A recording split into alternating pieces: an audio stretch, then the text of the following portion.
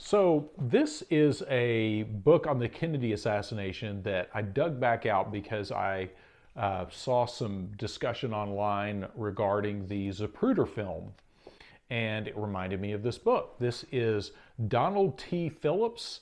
This is A Deeper, Darker Truth.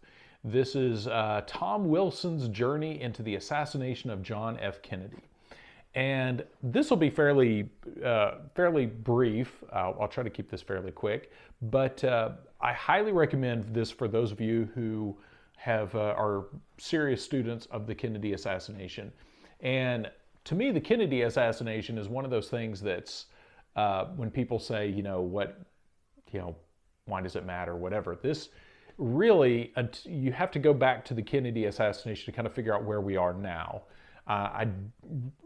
I know that sounds kind of cliche in some ways, but to really understand a lot of the crazy stuff happening in the world today, you have to understand that it goes back a long way, and it goes back well past the Kennedy assassination, but that's probably one of the more defining moments of the 20th century. So what this gentleman did, Tom Wilson, was had the capabilities of going in and really carefully analyzing photographic data to find out what stuff was photos and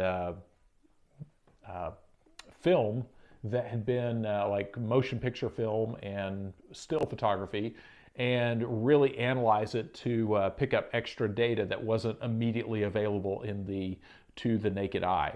So there's a lot of very dense information, technical information in this, but I'll distill his case down really quick to basically say he arrives at the conclusion that there was a shooter in the grassy knoll, and he uncovers that pretty well, and lays out the case for a shooter in the grassy knoll and possibly multiple shooters there, but he uncovers pretty good photographic proof from someone who is across the street taking a picture towards the grassy knoll.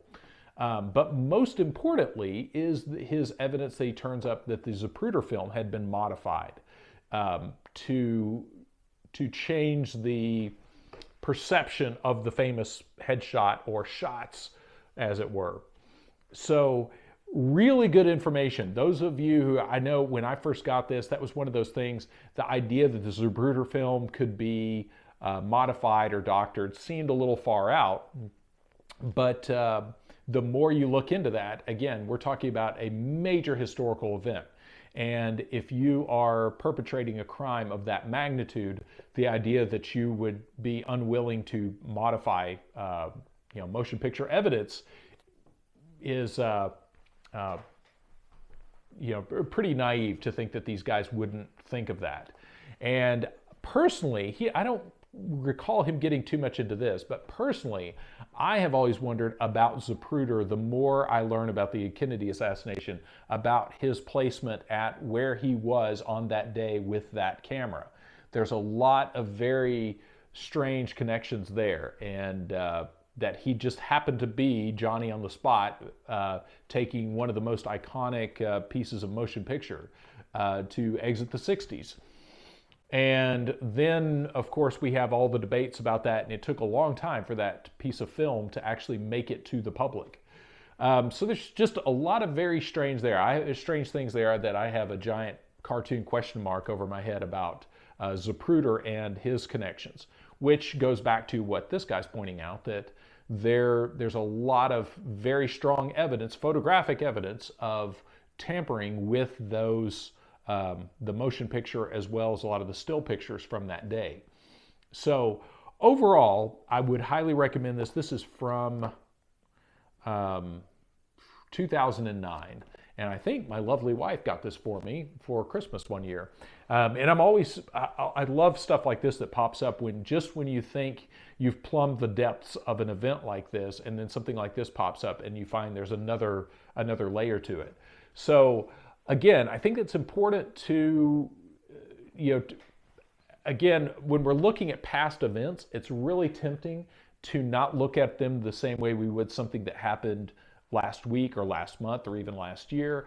sometimes we like to look back with a sense of nostalgia and think that